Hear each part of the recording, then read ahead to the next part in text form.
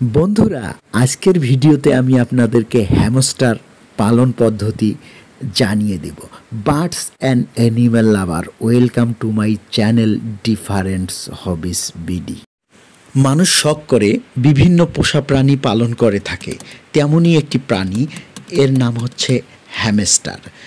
এই হ্যামস্টার এমন একটি প্রাণী যার চতুরতা, দুষ্টমি এবং চটপটেতা এবং ভিন্ন ধর্মী অঙ্গভঙ্গি আপনাকে মুগ্ধ করবেই।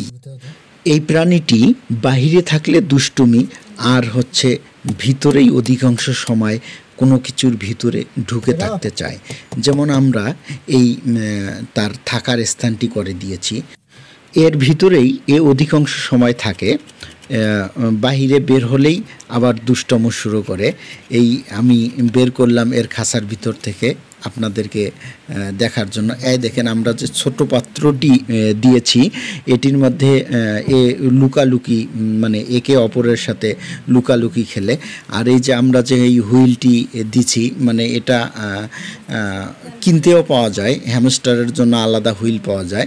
তবে এটা আমি নিজেই এই তরকারি ঢাকা দিয়ে বানিয়ে দিয়েছি যাতে তারা খেলতে পারে। এই দেখেন, আমাকে এত দুষ্ট যে আমি ভিতরে হাত দেওয়ার সাথে আমার হাতে একটা আস্ত করে কামড় দিয়ে দিচ্ছে। ভাগ্যবান রক্ত বের হয়নি। এ খুবই চঞ্চল, মানে একটুতেই আবার রেগেও যায়। আর দেখেন না মানে কি পরিমাণ এরা খেলতেছে। মানে এরা অধিকাংশ সময়ই বাইরে যখন বের হয় তখন খেলতে পছন্দ করে। আর এদের জন্য আসলে খেলনা যাতে দৌড়াদৌড়ি করতে পারে এমন একটা পরিবেশের প্রয়োজন। আর হচ্ছে সাধারণত 24 জায়গা থাকলে একটা ইয়ার জন্য খুব ভালো হয়।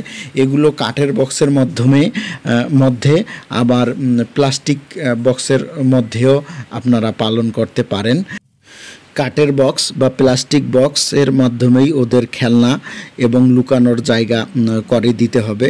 এবং সবচেয়ে এদের আর একটা জিনিসের প্রয়োজন, এদের একটা পানির পাত্রের প্রয়োজন হয়। কারণ দেখেন, আমরা যে পাত্রটি ব্যবহার করি, এই পাত্রটি ব্যবহার করলে এর ভিতরে পানিতে নষ্ট হয় না, এর জায়গাটি শুষ্ক থাকে। এই যে আপনারা পানির পাত্রটি দেখতেছেন, এর নিচে যে নজেলটি আছে, এই নজেলের মধ্যে একটা বল থাকে। এই বলটির কারণে পানিটা আর নিচে যেতে পারে না। ওরা যখন পানির প্রয়োজন হয় এটিকে চাটে, আর এই চাটার কারণেই যে পানিটা বেরিয়ে আসে।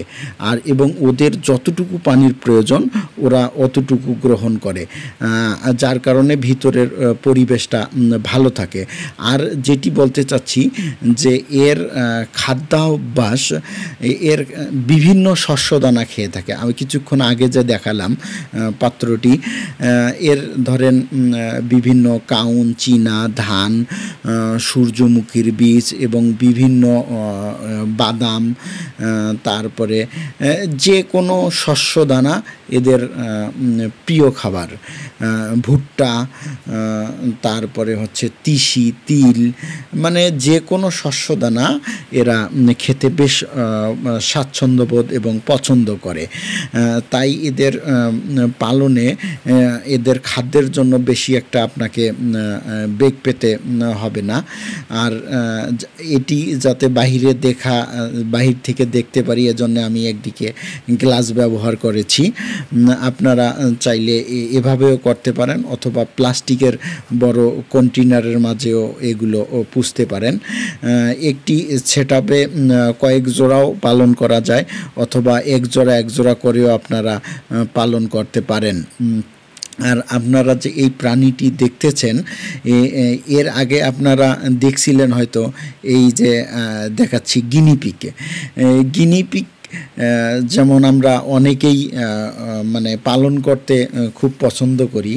গিনিপিগটা হচ্ছে বড়, এরা তৃণভোজী প্রাণী, তবে এরাও শস্যদানা খায়। কিন্তু এই যে হ্যামস্টারেরটা গিনিপিগের মতোই দেখতে, তবে এর আচরণ এবং এই হ্যামস্টারের আচরণ এবং গিনিপিগের আচরণের মধ্যে রাত দিন তফাৎ। বন্ধুরা, আমাদের এই চ্যানেলটিতে বিভিন্ন প্রকার পশু পাখি এবং ছোট ছোট শৌখিন প্রাণীর পালন পদ্ধতি সম্পর্কে আলোচনা করা হয়। আপনারা যদি আমাদের এই ভিডিওগুলো ভালো লেগে থাকে আপনাদের কাছে, তাহলে অবশ্যই আমাদের চ্যানেলটি সাবস্ক্রাইব করতে ভুলবেন না।